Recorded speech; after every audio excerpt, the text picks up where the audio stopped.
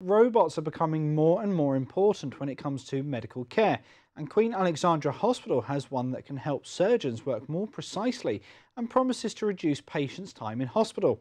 The high-tech device cost £2.4 million, and the hospital is now looking to raise money to keep it.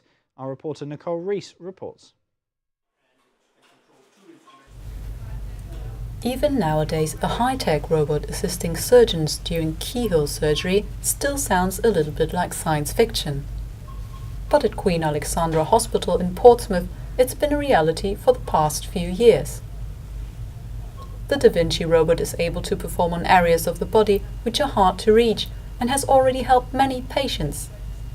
But now the hospital needs to raise £770,000 to pay off the amount remaining on the contract for the equipment.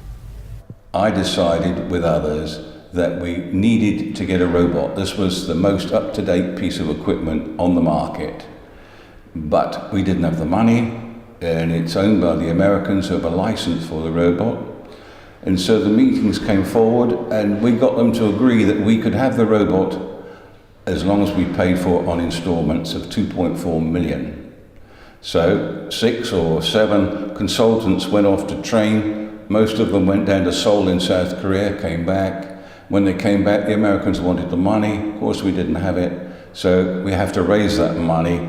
So it's been going now for about 2.5 years to get that. We are now down to 770,000, and we have 22 months left to get it. If we don't get it, we might lose the robot. The hospital is eager to keep the futuristic robot. Compared to traditional open surgery, it promises to enhance the precision of surgeons who can see the area they're operating on in 3D while seated at a console. And for patients, the modern device is a chance at a faster recovery and smaller incisions. It will bypass major surgery that we know. You can come in at 7 o'clock in the morning and you can have major surgery by one of the 6 different consultants. You get no cuts, you just get 2 ports, as we call it, 2 little holes in wherever it's going to be in the body. The robot, now with its special arms like an octopus, can get into places like the pelvis. Normally the surgeon would be leaning over you, cutting inside, and if anything's in the way, if he can't get around it, he has to cut through it. But with a robot, he can drive it around the problem, not cut anything else. Very unlikely to damage any nerves, and it's so different. And you, as I say, you go to a sideboard, you go home the next day. An additional console gives other surgeons the opportunity to learn how to use the robot. And at Queen Alexandra Hospital, it's being used to operate on 5 different areas, including head and neck, as well as upper gastrointestinal.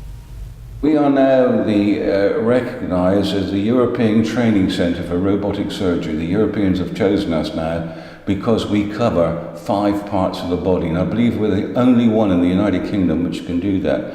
Most of the other robots only deal with urology, but we're magical. We cover most parts of the body, and we're really on the map now. And the good thing about the robot is, if you get something as high-tech as this, then you're likely to get the best surgeons available because they want to work with that sort of equipment.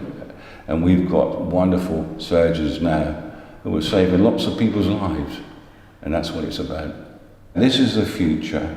One day, I believe that major surgery being cut open will cease, and the robot will be the master of all with the consultants. Nicole Ris, for That's Solent.